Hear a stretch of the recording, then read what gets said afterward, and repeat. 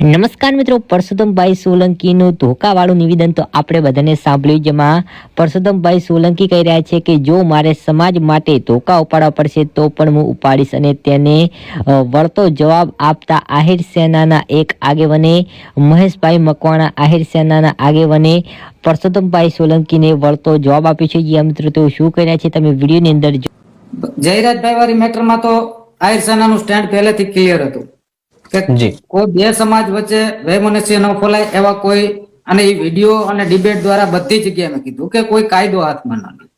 કાયદો કાયદાનું કામ કરશે. જે જામીન મળ્યા હશે તો એ કાયદાની રૂએ મળ્યા હશે. ન્યાયપાલિકા ઉપર વિશ્વાસ છે, કાયદા ઉપર વિશ્વાસ છે. આ પહેલેથી દરેક ડિબેટમાં આહિર સેનાના દરેક સભ્યો કહેતા હોય. રહી વાત પરસોત્તમભાઈની, તો પરસોત્તમભાઈની જે ધોકા ઉપાડવા વાળી મેટર હતી, તો અમારું કહેવાનું ખાલી એક જ વસ્તુ હતી કે ભાઈ મંત્રી દરજાના વ્યક્તિ જો ધોકા ઉપાડવાની વાત કરે તો શું સરકારના, ચાલુ સરકારના મંત્રી જો ધોકા ઉપાડવાની વાત કરે તો એને કાયદા ઉપર ભરોસો નથી?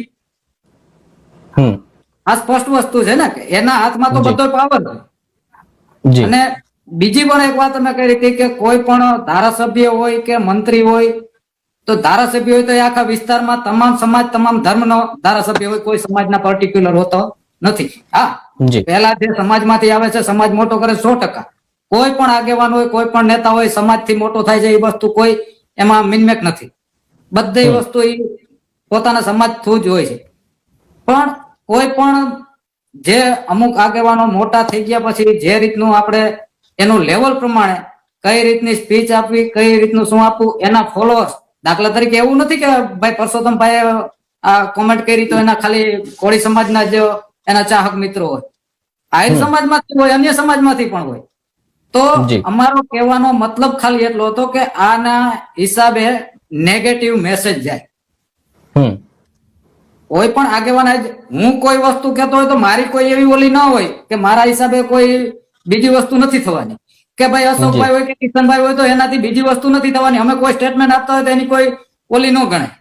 હા, હું આહિર સેના તરીકે સ્ટેટમેન્ટ આપું તો એની વેલ્યુ ગણાય, કેમ કે એ સંગઠનની વસ્તુ. બાકી પર્ટિક્યુલર મહેશ મકવાણા કોઈ વસ્તુ નિવેદન આપે તો એની કોઈ ઓલી નથી કે એની ઇફેક્ટ કોઈ ઓલી નથી જતી.